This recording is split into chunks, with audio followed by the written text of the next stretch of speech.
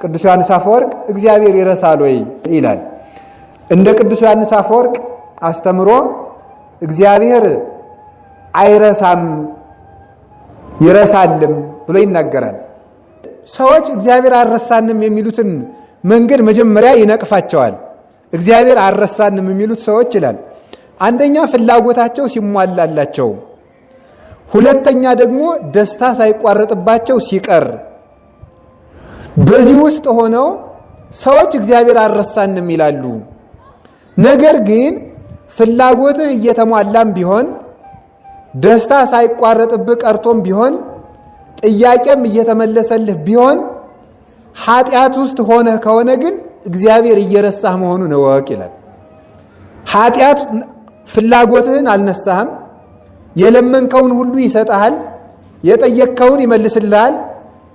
ከፈለግከው ጥያቄ ከምትሸው መሻት አንዳችም የነሳህ ነገር የለም። ነገር ግን እነዚህ ነገሮች ቢሟሉልህም ኃጢአት ውስጥ ሆነህ ከሆነ ግን እግዚአብሔር እየረሳህ መሆኑን እወቀው ይላል።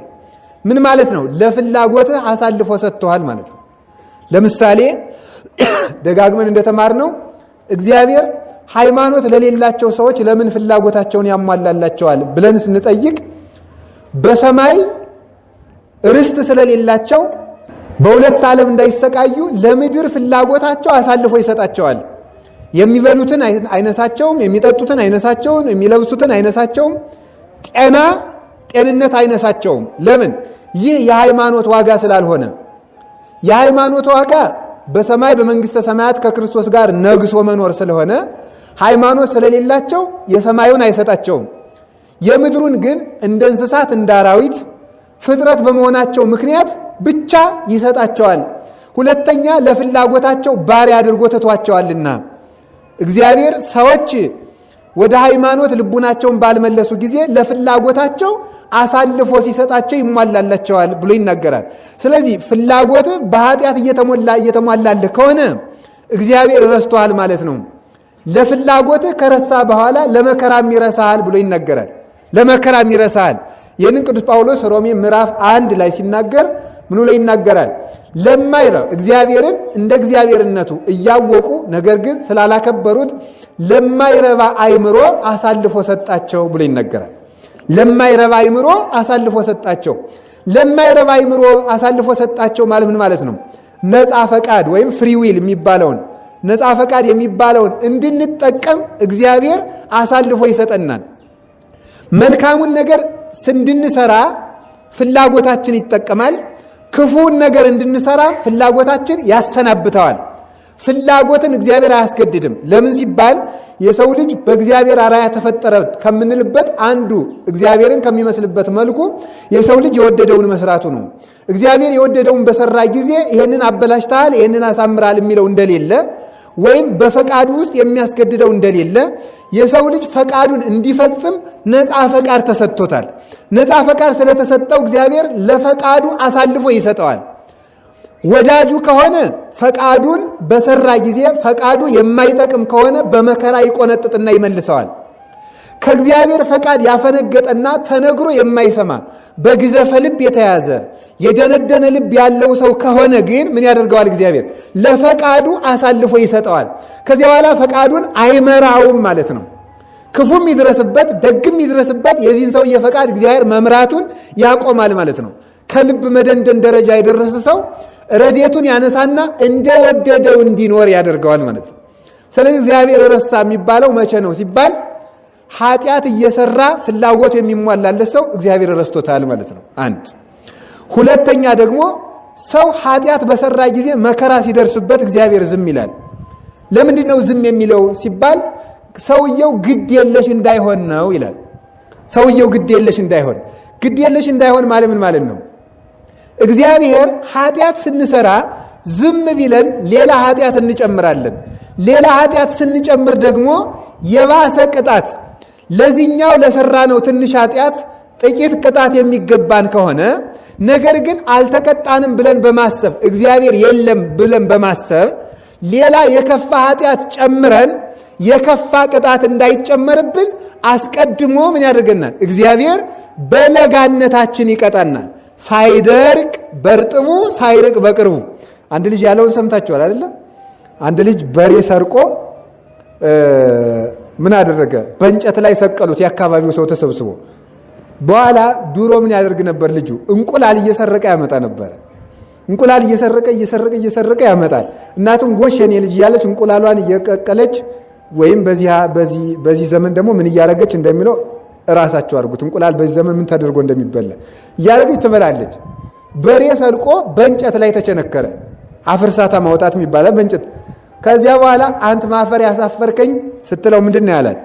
በእንቁላሌ በቀጣሽኝ አለ። በእንቁላሌ በቀጣሽ ምን ማለት ነው? እንቁላል ሰርቄ ሳመጣ ብትቀጪ ኑሮ በሬ አልሰርቅም ነበር ማለት ነው። ስለዚህ የዚያን ጊዜ በለበቅ ወይም በአርጩሜ ብትገርፈው በሬ ሲሰርቅ በእንጨት በችንካር እንዳይቸነከር ታድነው ነበር ማለት ነው። እግዚአብሔር ስለሚያዝንልን ከትልቁ መከራ ለመጠበቅ በጥቂት መከራ ይገርፈናል ማለት ነው። ለምሳሌ ዲያብሎስ እኔ ፈጣሪ ነኝ ባለ ጊዜ ፈጥራ አሳየን ሲሉት ምንድን ነበር ያለ? መላእክት ፈጥራ አሳየን ሲሉት ምን አደረገ? እሳትን ቆይ ለዚህ ነው እንዴ ብሎ እሳትን በእጁ ነካት፣ ተኮሰችው፣ ዋይ ብሎ ጮኸ ይላል። እግዚአብሔር ዲያብሎስ እሳት እንዳታቃጥለው ያደረገ ለምንድን ነው ብትሉኝ፣ ያቺ ስታቃጥለው ተጠንቅቆ ተመልሶ ከዘላለም መቃጠል እንዲመለስ ነበረ። ዲያብሎስ ከዚያ ምን አደረገ? ዋይ ሲል ዝም አለ። እግዚአብሔር ዝም አለው። ዝም ሲለው ምን አለ? አላወቀብኝም መሰለ። እግዚአብሔር የልቤን ባያውቅብኝ ነው ብሎ ሲያስብ ያን ጊዜ ያቺ እሳት በልቡ ገታ አቃጠለችው። እግዚአብሔርም እንደማይመለስ ባወቀ ጊዜ ባደረው ጨለማ ጠቅሎ እንጦሮጦስ አወረደው ይላል እንጂ እግዚአብሔር ታግሶት ነበረ። እሁድም ራሱ እሁድ ያን ያህል ሲያሸብር ሲሆን እግዚአብሔር ዲያብሎስን ወደ እንጦሮጦስ አላወረደውም ነበር፣ ታግሶት ነበረ። መጀመሪያ ባቃጠለችው ጥቂት እሳት ቢመለስ ኑሮ በዘላለም እሳት ባልቀጣው ነበረ። ስለዚህ እግዚአብሔር ለመከራው ተላልፈን ስንሰጥ ዝም የሚልበት ምክንያት የባሰ ግዴለሾች እንዳንሆን ነው። አዳምን እግዚአብሔር ከገነት ገርፎ ያስወጣው ልብሱን ያራቆተው አዳም ቀጨለለው ልጅ እንዳይሆን ነው። ዝም ቢለው አይ እግዚአብሔርማ እኔ አምላክ ሆናለሁ ብዬ አትብላ ያለኝን በለስ በላ ዝም ያለኝ ወይም አቅም ባይኖረው ነው ወይም ደግሞ እግዚአብሔር ራሱ ባይኖር ነው ብሎ ወደ ባሰ ክፋት ሂዶ የባሰ ኃጢአት እንዳያገኘው ቀጣውና አራቆተው። ሲያራቆተውም መራቆቱ ገባው፣ አቅሙ መቢስ መሆኑ ፍጡር መሆኑ ሲረዳው አለቀሰ። ሲያለቅስም ንስሐ ገባ። በንስሐውም እግዚአብሔር ቀጠሮ ሰጠው። ተወልዶም ስጋውን ስጋ ነፍሱን ነፍስ ባህሪውን ባህሪ አድርጎ የሱን መከራ ተቀብሎ የሱን መንፈስ ቅዱስ ለአዳም ሰጥቶ አዳምን ታደገው ማለት ነው። ስለዚህ እግዚአብሔር ለምንድን ነው የሚረሳን ሲባል ለመከራ የሚሰጠን ምን ማለት ነው? እግዚአብሔርን እንድናስታውስ ነው ብሎ ይናገራል ማለት ነው። በዚያም ላይ በመከራችን ምን ማለት ነው? እንድናውቅ ያለ እግዚአብሔር ምንም። አንድ ሰውዬ የጻፈው አንድ ጽሑፍ አለ። ምን የሚል መሰላችሁ? ሁለት አህዮች ናቸው አሉ። ሁለት አህዮች እየተማካከሩ አንዲቱ አህያ ምን አለቻት አሉ? አይ እንዲያው አንቺዬ የዛሬ ስንት ዓመት ኢየሱስ ክርስቶስን ተሸክሜ ሳለ በኢየሩሳሌም ሰው ሁሉ ዘንባባ ያነጥፍልኝ ነበር፣ ኩታውን ያነጥፍልኝ ነበር፣ ከታች ይተነጠፍልኝ ነበር፣ ይዘምርልኝ ነበር። ዛሬ ግን ቁም ነገር የሚለኝ ጠፋ። አይ ሰው ከንቱ ውለታዬን ረሳው አለች አሉ አንዲቱ አህያ። ከዛ ጓደኛይቱ ሌላይቱ አህያ ምን አለቻት ይባላል? አይ አንቺ የዚያን ጊዜ እኮ ሰው ሁሉ የሰገደልሽ ክርስቶስ በላይሽ ላይ ስለነበረ ነው እና ስለዚህ ያለ ክርስቶስ ምንም መሆንሽን ማወቅ አለብሽ ብላ መለሰችላት። ሰውኛ ዘይቤ ነው እንጂ አህያና አህያ እንዲህ ብለው መቼም ተሰባብቀው አይደለም እንዴ? ስለዚህ ምን ማለት ነው? ያለ ክርስቶስ ይውላችሁ ክርስቶስ ከላይዋ ላይ ስትሆን እንኳን ሰው አህያም ከብሯል ማለት ነው። አህያም ይከብራል። ስለዚህ እግዚአብሔር አቅም ያለን ሲመስለን፣ ጀግኖች የሆን ሲመስለን፣ ባለጸጎች የሆን ሲመስለን፣ ራሳችን ሰርተን የምናስተዳድር ሲመስለን፣ የከበርን በገንዘባችን ብዛት ሲመስለን፣ ያሸነፍን በጉልበታችን ብዛት ሲመስለን፣ ጤነኛ የሆነው በጥንቃቄያችን ብዛት ሲመስለን፣ ተጠብቀን የምንኖረው አጥራችን በማጠራችን በመቀጸራችን ደጃፋችን በማጥበቃችን ዘበኞችን በማንቃታችን ነቅተን በመተኛታችን እንደሆነ ሲሰማን፣ በሰላም የምንኖረው በዘመዶቻችን ብዛት መሆናችን ሲሰማን፣ ተናግረን የምንደመጥ በእውቀታችን ብዛት እንደሆነ ሲሰማን ያለሱ ምንም እንደሆነ ሲያጠይቅ እግዚአብሔር ዝም ብሎ ይሸሻል። ያንን ዝም ሲል አቅማችን እናውቃለን። ስለዚህ ያንን ለማድረግ እንዳንመካ እንዳንታበይ እግዚአብሔር ዝም የሚለን ከዚህ የተነሳ ነው ማለት ነው። የእግዚአብሔር ዝምታው ሶስተኛው ሰው እግዚአብሔር ዝም የሚለው ምንድነው? በመከራ እንድንጸና ነው። ይህንን በምን ማወቅ እንችላለን? በህፃናት መልመድ እንችላለን። ህፃናት ምን ያደርጋሉ? ህፃናት እርምጃ እንዲለምዱ ምንድን የሚያደርጉት? እናት በእጇ እቅፍ ውስጥ እያደረገች ታስለምዳቸዋለች። አንዳንድ ጊዜ ለቀቅ ታደርጋቸዋለች። ሊወርቅ ሲል ትደግፈዋለች። እግዚአብሔርም ልንወርቅ ስንል አይጥለንም። ነገር ግን ደግሞ እንድንጸና እንድንበረታ መከራ እንድንለምድ መከራ የሌለበት ህይወት ብርታት ስለሌለው ማሸነፍ ስለሌለው ጣዕምም ስለሌለው እንደውም አባቶቻችን ምን ይላል? ዕጣን መዓዛው የሚወጣ በፍም ሲጠበስ ነው። ክርስቲያንም የክርስቶስ መዓዛ የሚኖረው መከራ ሲጠብሰው ነው። መብሰል የሚገኘው በዚያ ነው።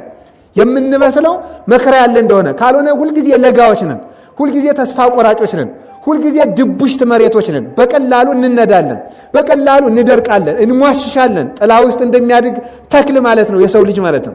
ስለዚህ እንድንበስል እግዚአብሔር ግፍ ሲደርስብን ስንሰደብ እግዚአብሔር ዝም ይላል። የሚረሳን ስለዚህ ነው። ሌላው ደግሞ እግዚአብሔር ዝም ለምን እንደሚለን ታውቃላችሁ? እግዚአብሔር ዝም የሚለው ምንድን ነው? ታምር እንዲገለጥ ነው። እግዚአብሔር ታምር እንዲገለጥ የረሳን ይመስልናል። ታምር እንዲገለጥ ማለት ምን ማለት ነው? በጣም የመከራው የመጨረሻው ነገር ለምሳሌ አሁን አንድ ነገር ልንገራችሁ። አሁን የሰለስቱ ደቂቅን እናንሳ። የሶስቱን ሕፃናት ታሪክ ብናነሳ ለምሳሌ ሶስቱን ሕፃናት ለጣዖት ለንጉሱ ምስል ያልሰገደ ይገደላል ሲባል የዚያን ጊዜ የንጉሱን ጣዖት እግዚአብሔር ቢያፈርሰው አይደንቀንም ነበር። ቀጠል ደግሞ ሌላ የንጉሱ አዋጅ ያልሰገደ ሰው ይገደላል ተባለ። አዋጁ ሲነገር አዋጁን ቢያስቆመውም አይደንቀን ነበር። አዋጅ በአዋጅ ስለሚሻር ማለት ነው። ሶስተኛ ደግሞ ተመልከቱ። አዋጁ ከነገረ በኋላ ሰው ሁሉ እንጨት እያያዘ ይምጣ ተባለ። እንጨቱን እያያዘ የሚመጣው ሰው ከመንገድ ላይ እንቅፋት መጥቶት ወድቆ እንዲሞት ቢያደርግም ባልደነቀን ነበር። ሌላ ደግሞ ተመልከቱ። ሰለስቱ ደቂቅ ተከሰው በፍርድ ቆሙ። በፍርድ ሲቆሙ የፈራጆቹን አንደበታቸውን ቢዘጋው ኑሮ በዚህም አንደነቅም ነበረ። አሁንም ደግሞ የባሰና አምጣ። እሳቱ ተለኮሰና ነደደ። እሳቱ በሚነድበት ጊዜ እሳቱን እንዳይነድ ቢያደርገውም ባልደነቀን ነበረ። ሌላ ደግሞ የሶስቱ ሕፃናት እጅና እግራቸው ታሰረ። ደግሞ ሲታሰሩ ማሰሪያቸው እንዲበጣጠስ ቢያደርግም ባልደነቀን ነበረ። ከዚያ በኋላ እሳቱ ውስጥ ተወረወሩ። ሲወረወሩ አየር ላይ እንዳይወረወሩ አድርጎ ቢያስቀራቸውም ባልደነቀን ነበረ። እሳቱ ውስጥ ገቡ። ሲገቡ እንዳይቃጠሉ በማድረጉ ግን እግዚአብሔር ሲደነቅ ይኖራል። እሳት ውስጥ ገብቶ አለመቃጠል እንደምን ያለ ድንቅ ጥበቃ ነው! እንደምን ያለ ረድኤት ነው! እንደምን ያለ ካህሊነት ነው ብለን እንድናደንቅ ያደርገናል። ስለዚህ እግዚአብሔር መከራው ሲጀመር ከሚያድነን ይልቅ መከራው እስከ መጨረሻ ሲደርስ መጨረሻው ላይ ቢመጣልን እንዲደንቅ በዚህ የተነሳ እግዚአብሔር ዝም ይላል። የአቡነ ተክለ ሃይማኖት አባት የሞተ ለሚ ወታደሮች እያባረሩ ወደ የት ወሰደ? ያባረሩ ከውሃ ዳር እስከ ውሃ አባረሩት። እሱ ከውሃው ዘሎ ሲገባ ወታደሮቹ ተመለሱ። ከውሃው ሲገባ ከዚያ ውሃው ውስጥ ሲሆን እንዳይሰጥም ቅዱስ ሚካኤል መጥቶ እየቀዘፈ ውሃው እንዳያሰጥመው አድርገው። አይ ቅዱስ ሚካኤል በጎ አላደረክም፣ ዝክርን እየዘከር ውሃ ስገባ ዝም ትላለህ እንዴ? እስካሁን የት ሄደህ ነበረ ሲለው አይ ከውሃው ሳትገባ ባድን ሮኖሮማ ታምራቴ አይደነቅም ነበረ፣ ግን ውሃ ከገባህ በኋላ ውሃው እንዳይወጥህ በማድረጌ ታምራቴ ይገለጣል ብሎ ይህንን ቅዱስ ሚካኤል ለቅዱስ ዘካርያስ ነገረው ይላል። ስለዚህ እግዚአብሔር መከራው ተጨምሮ ጫፍ እስከሚደርስ ድረስ ዝም የሚመልበት ምክንያት መጨረሻ ላይ የማዳኑ ኃይል እንዲደነቅ ነው። ሰራዊት በዝቶ ቢያሸንፍ እግዚአብሔር ባልተደነቀ ነበር። አሁን እኔ እውነቴን ነው። በሃይማኖታችን በቤተ ክርስቲያናችንና በኢትዮጵያ ሀገራችን ተስፋ የማንቆርጥበት ምክንያትም ስለዚህ ነው። ስታዩት አሁን ጫፍ የደረሰ ነገር ነው። የቱ ላይ ደርሶ መድኃኒት ድነት እንደሚደረግ ከዚህ በኋላ እንኳን አልቋል ሲባል መጨረሻ ላይ ይዩትማ አልቋል በተባለ ሰዓት ነው ኢትዮጵያ በምትነሳው ቤተ ክርስቲያንም የምታሸንፈው። ከዚህ የተነሳ የእግዚአብሔር ኃይሉ እንዲገለጥ እግዚአብሔር እስከ መጨረሻው ዝም የሚልበት ምክንያት ከዚህ የተነሳ ነው። ሶስተኛ ሰው ተመልከቱ የተሰጠውን ጸጋ እንዲያውቅ መከራ ሲደርስበት እግዚአብሔር ዝም ይላል። ሶስተኛ አይደለም ስንተኛ ነው የምነግራችሁ?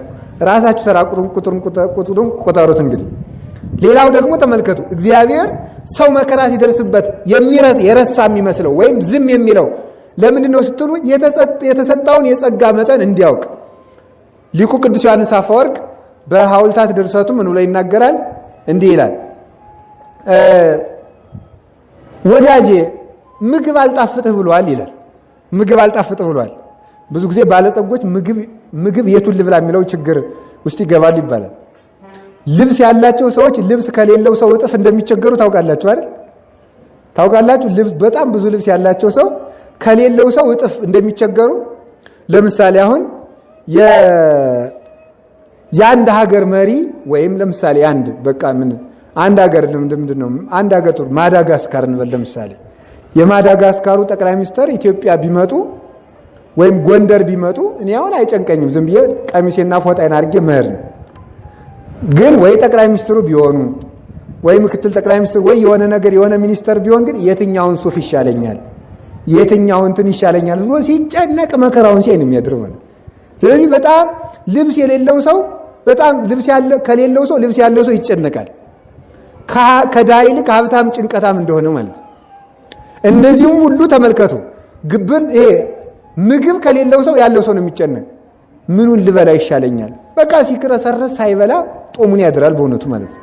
እንትኑን እንስራለሁት አይሱን ስተውት ያንን እናድርግልህ ያን ስተውት እንደዚህ እናምጣልህ ያን ስተውት እና ቅዱስ ዮሐንስ አፈወርቅ ምግብ የማይጣፍጥህ ሳይርብህ እየበላኸው ነው ይላል። ስለዚህ ወደፊት ምግብ እንዲጣፍጥህ ከፈለግ ምን ሲል ብላ አለ?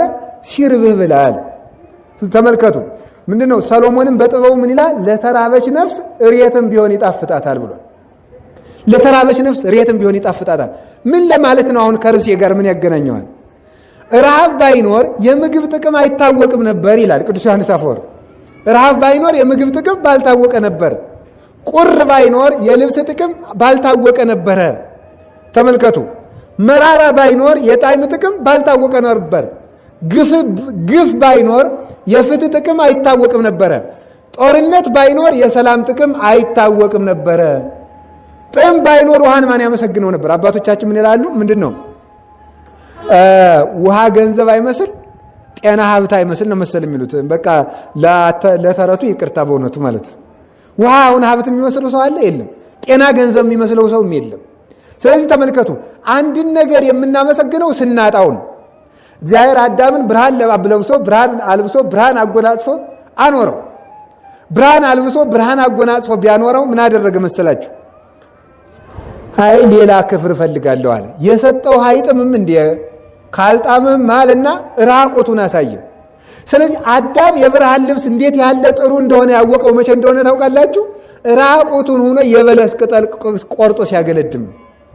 ስለዚህ ተመልከቱ ጸጋችንን ሁልጊዜ ሁላችንም እግዚአብሔር የሰጠን ብዙ ነገር አለ። ማናችሁም እዚህ ውስጥ የተሰበሰበው ሰው ሁሉም ሰው በእግዚአብሔር ጸጋ የበለጸገ ነው። ነገር ግን ጸጋችን የምናመሰግነው አንድም ያጣነው ዕለት አንድም ደግሞ በባልንጀሮቻችን ዕለት ስናየው ነው። በእኛ ላይ የነበረው ከኛ ተገፎ ባልንጀራችን ላይ ስናየው እናደንቀዋለን። ምንድነው የሚባለው? ሰው በጠባዩ ይባላል አይደል? ሰው በጠባዩ ትናንትን ያደንቃል፣ ዛሬን ይንቃል፣ ነገን ይናፍቃል ይባላል አይደል? ትናንትን ያደንቃል። አይ ጸሎተኛ ነህ ሲባል አረ የዛሬ 5 ዓመት እንዴት ያለው ጸሎተኛ ነበርኩ መሰለ አይደለም የሚለው። ሁልጊዜ ትናንትን ማድነቅ ነው በእውነቱ ማለት ነው። ግን ምንድነው የሚባለው? ትናንት የተሻለ ስለነበር ሳይሆን ሰውየው ዛሬ ስለባሰ ነው ይባላል። ምን ማለት እንደሆነ ይገባችኋል? ትናንት የተሻልክ የመሰለ ዛሬ በጣም ክፉ ሆነ ነው እንጂ ትናንት በጣም ጥሩ ስለነበርክ አይደለም ተብሎ ይነገራል ማለት ነው። ንጽጽሩ ከገባችሁ ራሳችሁ ወደ ውስጥ አይታችሁ ተመልከቱት ማለት ነው። ስለዚህ ተመልከቱ ትናንትን ይንቃል፣ ያደንቃል፣ ዛሬን ደግሞ ምን ያደርገዋል? ይንቀዋል። ከዚያ ደግሞ ምን ያደርገዋል? ነገ የባሰ መከራ ሲያገኘው ለምሳሌ ተመልከቱ አሁን ትናንትና ሆድ ቁርጠት ከነበረበት ነገ ውጋት ሲጨመርበት ተመስገን ይላል። ዛሬ ደግሞ ምን ያደርጋል? ዛሬ ደግሞ ሆድ ቁርጠት ሳለው ሳለ ምንድነው የሚለው? አረ ምን ጤንነት አለ ይላል። ከዚያ በኋላ ተመልከቱ፣ ነገ ውጋት ሲጨመርበት ምን ይላል? ነገ ብትጠይቁት ምን ይላል? ዛሬም አይጣል ነው ሆድ ቁርጠቱን ማጠግቤ ነው እንጂ አንተዬ ተመስገን ነበር ይላል። አይደረስ እኮ ነው በእውነቱ ማለት ነው። ስለዚህ ሰው ዛሬ ያለውን ነገር ነገ ሲያጣው ነው የሚያመሰግነው። ትንሹ መከራ በባሰ መከራ ሲተካ ትንሹን መከራ እያመሰገነ ይሄዳል። ስለዚህ የተሰጠንን ጸጋ እንድናውቀው፣ ጣዕማችን ደስ እንዲለን፣ የተሰጠንን ሀብት እንድናውቀው፣ ስለዚህ ምን ያደርጋል? እግዚአብሔር እንድናጣው ያደርገናል። ለተወሰነ ጊዜ እግዚአብሔር ተመልከቱ እንዲርበን እንዲጠማን ያደርገናል። ታውቃላችሁ አይደለም? የበለጠ እንድናገኝም ደግሞ እግዚአብሔር ዝም ይላል። በተሰጠን ነገር እንዳንረካ እግዚአብሔር የረሳ መስሎ ዝም ይላል። ለምሳሌ ምን ያደርጋ መሰላችሁ? አሁን የሚገርማችሁ ምንም እንኳን ዛሬ ጥሩ ጸሎት ባይኖረኝም ለምሳሌ እኔ እንደመነኮስኩ እግዚአብሔር የሚያደርግልኝና ዛሬ የሚያደርግልኝ ይለያያል። እንደመነኮስኩ አካባቢ አንድ ጥያቄ ብጠይቅ ከች፣ አንድ ነገር ብለው ከች፣ እንደው የዕለት ዳዊት እንኳን ብደግም በራእይ ዝም ብሎ ሲያስጎበኘኝ ማይሌቱ ሲያሸበሽብ መላእክት የተገለጡልኝ ሲመስለኝ ነው የማድር። ዛሬ ደግሞ ገደሉ ሲከተኝ ያንሳ ላንሳ ተከተ ይዘውኝ ባድዋማ እየቆፈሩ ሊቀብሩ ሲሉ ቀበሮ ሲያባረረኝ ነው። እና ምን ማለት መሰላችሁ? መጀመሪያ እግዚአብሔር መጀመሪያ አካባቢ ገና ጸሎት ስንጀምር እንደው አንዲት አሁን ስማያ ስንደግም ጥሩ ህልም ማየት ምን የጠየቅነው ሁሉ እንደው ምናልባት ሰውን እንደው በምንጠጣው የብርጭቆ ትራፊ ውሃን ብንረጨው ሰው መዳን። ዛሬ ደግሞ ስንት ጸሎት ጸልየን አይድንም ሰው ማለት ነው። ለምንድን ነው ብላችሁ ልታስቡ ትችላላችሁ። እግዚአብሔር ቶሎ ቶሎ ይመልስልኝ ነበር መጀመሪያ አካባቢ። ዛሬ ግን የምጠይቀውን ጥያቄ ሁሉ አይመልስልኝም እንላለን። ለምን ይመስላችኋል? እግዚአብሔር ዛሬ ትቶን ሳይሆን መጀመሪያ በጠየቅነው ጥያቄ ልክ ቶሎ የሚመልስልን ለምን መሰላችሁ? ወደ ውስጥ እንድንገባ ነው። ከገባን በኋላ ግን ጣዕም ከቀመስን በኋላ እንግዲህ ለምዳል። አንተ እንግዲህ እዚህ በኋላ ተመልከቱ። ለምሳሌ አንድ ሰው የምሳ ግብዣ ንጉሱ ቢያደርግ ተመልከቱ። መንግስተ ሰማያት በንጉስ ምሳ ግብዣ ተመስላ ተነግራለች። የንጉስ ምሳ ግብዣ ተመስል መንግስተ ሰማያት በእሴ ንጉሰ ዘገብረ ከብካበ ለወልዱ ተብሏል። ድግሱን ደግሶ ፍሪዳውን አርዶ የሉንጌቹን አርዶ አወራርዶ ደግሶ መንግስተ ሰማያት ገወንጌል ተስፋ ጊዜ ኢየሱስ ክርስቶስ ሰርግ ያደረገው ሰው ትመስላለች። ስለዚህ አሁን ድግስ ያደረገ ንጉስ ተመልከቱ፣ ሰዎቹን ሁሉ እንድትመጡ ብሎ ደብዳቤ ይጽፍላቸዋል ወይም መልእክተኛ ይልካል። ገብተው እየተጋበዙ ላሉ ሰዎች ግን ደብዳቤ ይጻፍላቸዋል ወይ? አይጻፍላቸውም። ምክንያቱም ገብተዋል ማለት ነው። ምግቡ እንዴት እንደሆነ አይተዋል። ከዚህ በኋላ ራስህ ብላ ነው። ስለዚህ ተመልከቱ፣ አንድ ጊዜ የጸሎትን ጥቅም አንድ ቀን አይተሃታል። አንድ ቀን ጸልየውልህ ጅብ እንዳይበላ የጠበቀህን እግዚአብሔር ሁልጊዜ ጅብ ሲጠብቅ አያሳይህም እግዚአብሔር። ከዚህ በኋላ ምንድን ነው? ሰኞ ዕለት ስላሳየው እዚህ በኋላ አንተ ራስህ ቀጥል በርታ ማለቱ ነው። ስለዚህ ወደ ተሻለ ህይወት ወደ ትልቅ ህይወት እንድናገኝ ምን ያደርጋል? ቀድሞ የዕለት እንጀራ ፈላጊዎች ነን። ጥቂት ነገር ርጋፊ ለቃሚዎች ነው። ተመልከቱ፣ ከለባትኒ ጓ ይበሉ እንፍርፋረ ማይዳት የሆኑ አይደል ያለ። ተመልከቱ፣ ውሾችም እኮ ይላል ውሾችም የልጆችን ፍርፋሪ ይለቅማሉ አለ። ፍርፋሪ ለቃሚዎች፣ እኛ ፍርፋሪ ለቃሚዎች አይደለም። ተመልከቱ፣ አይ ጌታ ምን አለ? አንዲት ሴት መጣችና ልጄ ታማለች አድንልኝ። አይ የልጆችን ማዕድ ለውሾች መስጠት አይገባም አላቸው። ይቺ ሴት ምን ብላ መለሰችለት? ውሾችም እኮ ከልጆች የተረፈውን ፍርፋሪ ይለቅማሉ አለ። ልጆች የተባሉት እነማን ናቸው? ቅዱሳን ናቸው።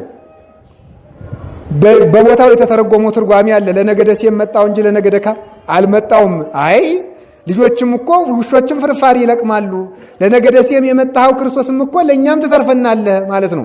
ግን ምን ማለት ነው? ማዕድ የተባሉት ማዕድ የሚመገቡ ልጆች የተባሉት እነማን ናቸው? ማቴዎስ 15 ላይ ያለ ቃል እግዚአብሔር ነው። ማዕድ የሚሳተፉት ቅዱሳን ናቸው። ፍርፋሪ የሚለቅሙ የሚባሉት እነማን ናቸው? ኃጥአን ነን እኛ። ፍርፋሪ ለቃሚዎች ነው። ፍርፋሪ እነማን? ምንድን ነው? ጤና፣ ሀብት፣ እንጀራ፣ ልብስ፣ እንደዚህ ፍርፋሪ ነው። ለውሾች የሚጣል ነው። ለማያምኑትም የሚሰጥ ነው። ልጆች ግን ማዕድ ለሚሳተፉ። ስለዚህ አንተ መጀመሪያ በማህበር በማስቀደስ ዝክር በመጠጣት በመዘከር ሰንበት ትምህርት ቤት በመሳተፍ በማስቀደስ ብዙ ነገር በማድረግ እንሳተፋለን። ቤተ ክርስቲያን ግቢ በማጽዳት እንሳተፋለን። መጀመሪያ አካባቢ ጥያቄያችን ይመልሳል። አሁን ፍርፋሪ ነው እየሰጠን ነው። ገና ፍርፋሪ በመልቀም ላይ ስላለን ከውስጥ ገብተን ማስቀደሱ ከገባን ቁርባኑ ከገባን ምስጢራቱ ከገቡን በኋላ ግን እዚህ በኋላ ለአንተ ፍርፋሪ አያስፈልግም። ስለዚህ ጤናዬን ስጠኝ፣ ዝም፣ ልብስ ስጠኝ፣ ዝም፣ ቤቴን አሳካልኝ፣ ዝም። ይሄ ፍርፋሪ ነዋ። አንተ ከፍርፋሪ በላይ ነህ። ማዕድ ለመሳተፍ ስላበቃው በዚህ አትቀየመኝ ማለት ነው እግዚአብሔር። ለትልቁ ማዕድ ስለጠራው አንተ እንዴት በፍርፋሪ ታኮርፋለህ? ሥጋዬን ደሜን አልሰጠሁምን? መንግሥተ ሰማያትን አልከፈትኩልህምን? እናቴን አማላጅ አድርጌ አልሰጠሁምን? በመላእክት ረዳትነት እየጠበቅኩ አይደለም? ኃይለ መስቀሉን አላስታጠቅኩምን? በወንጌል ጫማ አላቆምኩምን? ስለዚህ አንተ እንግዲህ ፍርፋሪ ለቃሚ ስላልሆንክ በዚህ አትቀየምም ብዬ ነው ዝም ያልኩህ ብሎ ዝም ይላል እግዚአብሔር። ትልቁ ልጅ ያለውን ሰምታችኋል አይደል? እኔ እስከ ዛሬ ድረስ አብሬ እየኖርኩ አንድ ጠቦት ሳያርድልኝ ጠፍቶ ለመጣው ልጅ እንዲያርጎ ድግስ ይደግስለታል፣ ፍሪዳ ያርድለታል አለ። ልጅ አንተማ ሁልጊዜም ከኔ ጋር ነህ አለው። ልጅ አንተማ ሁልጊዜም ከኔ ጋር የተባለ ክርስቲያን ነው። በእውነት ማለት ክርስቲያን ታምር አያስፈልገውም። ታምራት ማየት አይጠበቅበትም። እውነት ታቦቱ ካለ ዛሬ ያድነኝ ማለት ክርስትና አይደለም። ታቦቱ ማንድነው? ታቦቱ ስለሌለ ሳይሆን ፍርፋሪ ስለሆነ ነው ይሄ ማለት። ይህን ባያድነንም ቅዱስ ጳውሎስ ምን አለ? ሳምንለትም ነግሬያቸዋለሁ። ፊልጵስዩስ ምዕራፍ 1 ላይ ሲናገር ምንድን ነው ያለ? እናንተ የተጠራችሁት በስሙ ልታምኑ ብቻ አይደለም አለ። በስሙ ልታምኑ ብቻ ሳይሆን በስሙ መከራ ልትቀበሉም ጭምር ነው። ለምን? ከፍ ላለ ክብር የተጠራ ሰው ከፍ ያለ መከራም ይጠብቀዋል። ዝቅ ያለ ነገር የሚያገኝ ሰው ጥቂት መከራ ይጠብቀዋልና ከዚህ የተነሳ እግዚአብሔር ዝም ይላል። ከቃሉ ጋር ናችሁን? እግዚአብሔር ከሁላችን ጋር ይሁን። መጨረሻ ደግሞ እግዚአብሔር ዝም የሚለን ምንድን ነው? ኋላ የሚሰጠን ነገር ትልቅ መሆኑን እንዲገባን ነው። ቅድም ያልኳችሁ የነበረን ነገር መልካም እንደሆኑ እንዲገባን ነው። ኋላ የነበረን ነገር ተመልከቱ፣ ትልቅ መሆኑ እንዲገባን ከዚያ በኋላ እግዚአብሔር ምን ያደርጋል? ዝም ይላል። ለምሳሌ አንድ ነገር ልንገራችሁ። ጌታችን መድኃኒታችን ኢየሱስ ክርስቶስ በመርከብ ተሳፍሮ ሲሄድ ማዕበሉ ተነሳና መርከቢቱን አናወጻት። ጌታ ምን አደረገ? ዝም። ሐዋርያት እየተናወጡ እሱ ዝም ብሎ እንዲያውም ተኝቶ ነበረ ይላል። እግዚአብሔር ይተኛል፣ ትዕግስቱ ነው፣ አንድም ሰው መሆኑን ለማጠየቅ። ከዚያ በኋላ ተመልከቱ፣ ሐዋርያት እንደ እኛ ስንሞት አናሳዝንም እንዴ? እኛ እየጠፋን አንተ ትተኛለህ እንዴ አሉት። ከዚያ በኋላ ምን አላቸው? እናንተ እምነት የጎደላችሁ ስለምንድን ነው የምትፈሩት አለና ተነስቶ ነፋሳቱን ባህሩን ገሰጻቸው። ከዚያ ቀጥሎ ያለው ጥቅስ ነው የሚገርመኝ ማለት ነው። ወኮነ አብይ ዛይን፣ ታላቅ ጸጥታ ሆነ ይላል። ታላቅ ጸጥታ ሆነ። ታላቅ ጸጥታ። ቀድሞ ጸጥታ አልተባለም። ቀድሞ በሰላም እኮ ተሳፍረው ሲሄዱ ታላቅ ጸጥታ ነበር አልተባለም። ማይበሉ ከመጣ በኋላ ግን ታላቅ ጸጥታው ምን የሚል ተጨመረለት? ታላቅ የሚል ስም ወጣለት ማለት ነው። ታላቅ ጸጥታ የሚል ጨምር። ከማይበሉ ታላቅነት የተነሳ የጸጥታው ታላቅነት ታወቀ ማለት ነው።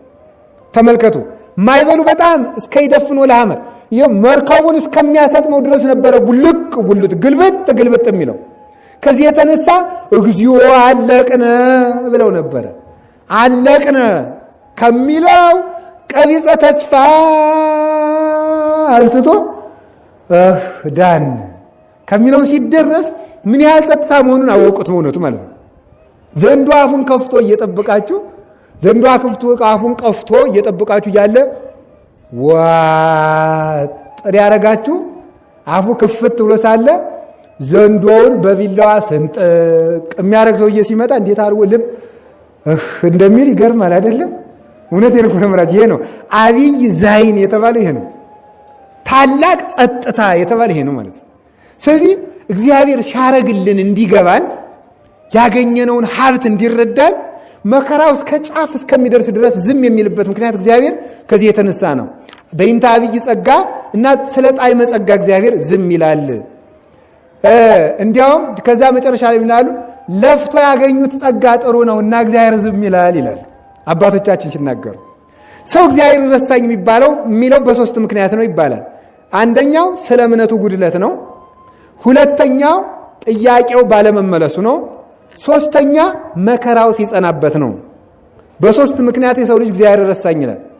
ለምሳሌ መከራ ሲጸና ምን ያህል ሰው ረሳኝ ሊል እንደሚችል ቅዱስ ጳውሎስ ሲናገር ተመልከቱ።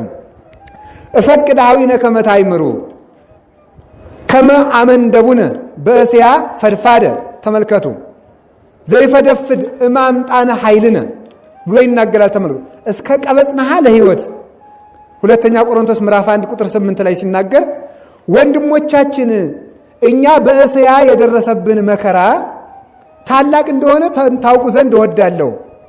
መከራው ከአቅማችን ድረስ እስኪያልፍ ድረስ መከራውን አክብደውብን ነበርና ይልና በሕይወታችን ተስፋ እስከምንቆርጥ ድረስ ይላል።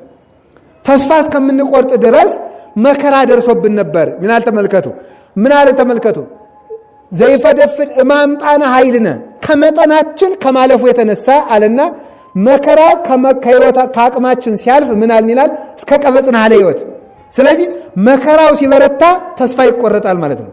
ስለዚህ የሰው ልጅ ተስፋ የሚቆርጠው አንደኛ እግዚአብሔር ረሳኝ የሚመስለው መከራ ሲጸና ነው። ልከል ግን ምን አለ ቅዱስ ጳውሎስ?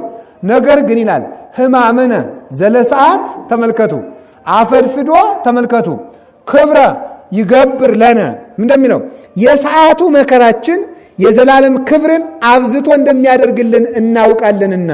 ፊሊጎስ የሚባል ተርጓሚ ይህንን ሲተረጉም ይላል የቅዱስ ጳውሎስን ቆሮንቶስን እና ገላትያን አብዝቶ የተረጎመ ሊቅ ነው። ፊሊጎስ ምን ላይ ይናገራል? ተመልከቱ ጳውሎስ አለ መከራውን አለ በሕይወት ተስፋ እስከምንቆርጥ ብሎ ከጠራው በኋላ ይላል የዘላለም ሕይወትን ሲመለከት ግን ሕማምነ ዘለሰዓት ብሎ እንደጠራው ተመልከት ይላል። ሕማምነ ዘለሰዓት የሰዓቱ መከራችን ተመልከቱ። ዘለሰዓት በጣም እንዴት አድርጎ አሳንሶ እስያው ሲቀበለው የነበረውን የሰነበተውን መከራ እንሞታለን እንጂ እንድናለን ማለት እስኪጠፋ ድረስ የልቡናቸው መሰረት እስኪናወጥ የተቀበሉትን መከራ ምን አለው? ሕማምነ ዘለሰዓት የሰዓቱ መከራችን ብሎ ጠራው። ምክንያቱም ማለት 70 ዘመኑን በሙሉ መከራ ቢቀበል እንኳን ከአዝማነ መንግሥተ ሰማያት ዋጋ አንጻር የሰዓት መከራ ተብሎ ይጠራልና በዚህ የተነሳ ቅዱስ ጳውሎስ መከራውን አቅሎ አየው። ስለዚህ የዘላለም ሕይወትን ለሚመለከት ሰው የ80 ዓመት መከራ ቢሆን እንኳን የሰዓት መከራ ተብሎ ይጠራል ብሎ ይነገራል።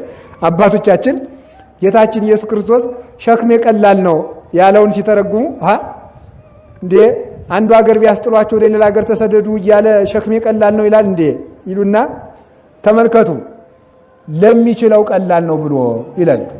ለሚችለው ለታገሰው ቀላል ነው ብሎ ይሉና መልሰው ደግሞ መንግሥተ ሰማያት ከምናገኘው ጸጋ አንፃር ምንም ብንሰቃይ ቀላል መከራ ስለሆነ ብሎ ይናገራል። ከዚህ የተነሳ ተመልከቱ ሰው ጊዜ ሲረዝምበት ጊዜ ቢረዝም ተመልከቱ ምን ልብ ይደክም ይላሉ አባቶቻችን። ስለዚህ ሰው ተስፋ ሲቆርጥ መቁረጥ የሌለበት መቼ ነው? ጥያቄው ሳይመለስለት ሲቀር፣ ብርቱ መከራ በመጣበት ጊዜ፣ መከራ በረዘመ ጊዜ። በሶስቱ ተስፋ እንዳትቆርጡ መጠንቀቅ አለባችሁ። ደግሜ እነግራችኋለሁ። ምን ማለት ነው? አንደኛ ጥያቄያችን ሳይመለስ ሲቀር፣ ሁለተኛ መከራው ጽኑ ሲሆንብን፣ ሶስተኛ መከራው ሲረዝምብን። ይኸውላችሁ ሶስቱ ሲደረጉ ተስፋ መቁረጥ አይገባም። ከዚህ የተነሳ ነው አባቶቻችን ሰው የሚረሳውን መርሳት የሰውን ትንታ ነው። ቅዱስ ዳዊት እስከ ማይዜኑ ጊዜው ተረሳኒ ለገሞራ አቤቱ እስከ መቼ ድረስ ትረሳኛለህ ብሎ የተናገረው ከዚህ የተነሳ ነው ብሎ ይናገራሉ። መከራ ሲጸና ተስፋ እንደሚቆረጥ ቅዱስ ጳውሎስ ተናግሯል። ጊዜ ሲረዝም ተስፋ እንደሚቆረጥ አባቶቻችን ዘመን ቢረዝምባቸው እስከ መቼ ድረስ ነው የምትረሳን? እስከ መቼ ድረስ ነው የማትመጣው? አፈኑዴ ከማርያም ተመልከቱ አድነኒ ወባላኒ የማይብዙ እያሉ መቼ ነው ሰማያትን ዝቅ ዝቅ አድርጋቸው የምትወርድ እያሉ ይጠይቁ ነበረ። 5000 ዘመን ጠይቀው ነበረ። እግዚአብሔር ግን ተመልከቱ ከትዕግስቱ ብዛት የተነሳ ደክመን የምናገኘው ጸጋ ጣዕም ስለሚያስገኝ ዋጋ ስላለው ሁሉንም በጊዜው ስለሚያደርግ ከትዕግስቱ አይነቃነቅም። ነገሩ ክፉ አሁን አንዳንድ ጊዜ እንዲህ እንላለን ቆይ እግዚአብሔር ግን ሰው ቢድን ጥሩ ደስ ይላል አይለውም? ምን አለ? አዎ ደስ ይለዋል። ለምሳሌ እግዚአብሔር ኢትዮጵያን ሰላም የሚያደርጋት ዘንድሮ በግንቦት ቢሆን እኔ እንደዚህ አላልኩም። በነገራችን ላይ ነገም ሊሆን ይችላል። እሺ አትፍሩ። ቢሆን ሰው ምን ብሎ ሊጠይቅ ይችላል? እግዚአብሔር ዛሬ ማታ ኢትዮጵያን ቢያደርጋት ምን ችግር አለው? ችግር የለውም። አዎ ቆይ ሰላም ይጠቅማል አይጠቅም? ይጠቅማል። ታዲያ ለምን ዛሬ ሰላም አያደርግም? ጥያቄ መልሼ ልጠይቃችሁ። አዳም ከሲኦል ቢወጣ ጥሩ ነው አይደለም? እስኪ ንገሩ፣ መልሱ። ጥሩ ነው አይደለም? ጥሩ ከሆነ አዳም በተሳሳተ በአመቱ እግዚአብሔር ቢያድነው ጥሩ ነው አይደለም? ነው። እግዚአብሔር ታዲያ ለምን 5000 ዘመን ይቆያል? ተመልከቱ። 5000 ዘመን የቆየበት ምክንያት እግዚአብሔር ለምንድን ነው? ቶሎ ቢያድነው ኑሮ እንደ ሰው ቢሆን ይሄ ነው። እግዚአብሔር ግን የትኛው ጊዜ ተመልከቱ። ኩሉ ሰናይ ዘገብረ በጊዜው መጽሐፈ መክብብ ምዕራፍ 3 ቁጥር 11 ላይ ማንበብ ትችላላችሁ። እግዚአብሔር ሁሉንም በጊዜው ውብ አድርጎ ሰራው ይላል። እግዚአብሔር ሁሉንም በጊዜው ውብ አድርጎ ሰራው። መቼ የትኛውን ነገር ቢያመጣው እንደሚጠቅመን እሱ ያውቃል። የሚጠቅም የመሰለን ነገር እንኳን ቢሆን እግዚአብሔር ባስቀመጠው ጊዜ ካልመጣ አይጠቅመን ነው በእውነቱ ማለት ነው። ሁሉን አዘጋጅቶ አስተካክሎ እንደ ድቡሽት መሬት ወዲያው ተሰርቶ ወዲያው የሚፈርስ ቤት አይደለም የእግዚአብሔር ሰላም። ሰዎች ፈጥነው ሰላም ይመጣሉ፣ ሰነፍርቅ ይሉታል አባቶቻችን። ፈጥነው ሰላም ይሰጣሉ፣ ፈጥነው ሁከት ያመጣሉ። ታርቀናል፣ ተስማምተናል፣ ተፈራርመናል ብለው በሶስተኛው ቀን ሰላም ያመጣሉ፣ በሶስተኛው ቀን ሁከት ያመጣሉ።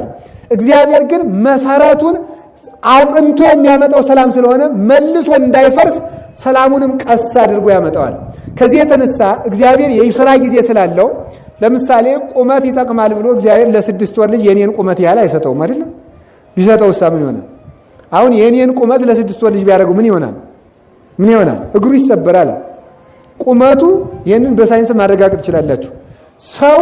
ሰው ቁመት የሚሰጠው የቁመቱን ክብደት ጉልበቱ መሸከም በሚችለው መጠን ነው።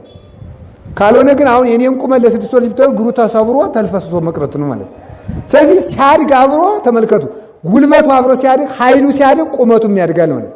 እግዚአብሔር ሁሉም ነገር ያስፈልጋል ብሎ በማያስፈልግበት ጊዜ አይሰጥም። ሁሉንም በጊዜው መልካም አድርጎ ሰራው። ሁሉም በጊዜው ያመጣዋል። እግዚአብሔር የሥራ ጊዜ ስላለው እንጂ እግዚአብሔር ስለሚረሳን አይደለም። የመስተካከያ ጊዜም እንዲሰጠን እግዚአብሔር ዝም ይላል ቅዱስ ዮሐንስ አፈወርቅ።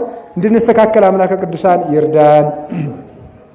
እስከ ማይዜኑ ትመይጥ ገጸ ከምኔ፣ አቤቱ እስከ መቼ ድረስ ፊትህ ገጸ መዓትህን ከነዚያ ወደ እኔ ትመልሳለህ? ገጸ ምሕረትህን ከእኔ ወደ እነዚያ እስከ መቼ ድረስ ነው የምትመልሰው?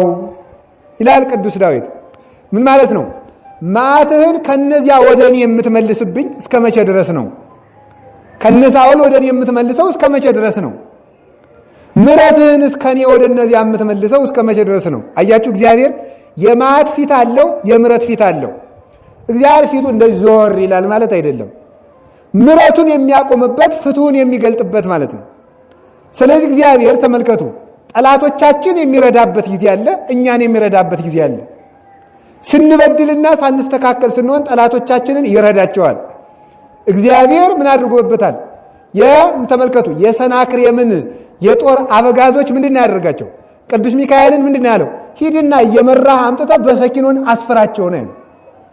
በእስራኤል አጠገብ አስፈራቸው። ቅዱስ ሚካኤል ነው በነጭ በግ አምሳል ሂዶ የእስራኤልን ጠላቶች የሰናክሬምን ወታደሮች እየመራዟቸው ይመጣል። ስለዚህ እስከ መቼ ድረስ ነው እንደዚያ የምታደርግብኝ? በበደሌ ምክንያት ነው። አዎ ይረዳኛል ማለት ነው። ተመልከቱ፣ የምሕረት ፊትህን ከኔ የምትመልስ የመዓት ፊትህን እስከ ወደ እኔ የምታዞረው እስከ መቼ ድረስ ነው? አይ ዳዊት እስከምትስተካከል ድረስ ነው መልሱ እኮ። እስከምትስተካከል ድረስ ቅዱስ ዳዊት ልክ ተመልከቱ፣ ኃጢአቱን እስኪረዳ ድረስ መበደሉን እስኪያስታውስ ድረስ እግዚአብሔር ዝም የገዛ ሚስቱን የገዛ ልጁ ሲያዋርድ ከሚስቶቹ ከዳዊት ሚስቶች የገዛ ልጁ ገብቶ የማይገባ ስራ ሲሰራ በዙፋኑ ሲቀመጥ ዳዊት ከቤተ መንግስት ሲሰደድ ዳዊትን ያህል ንጉሥ ዮርዳኖስን ተሻግሮ ሲሄድ ሾህ ሲወጋው እነ ሳሚ ወልደ ጌራ ሲሳለቁበት ሲሰድቡት እግዚአብሔር ዝም አለው።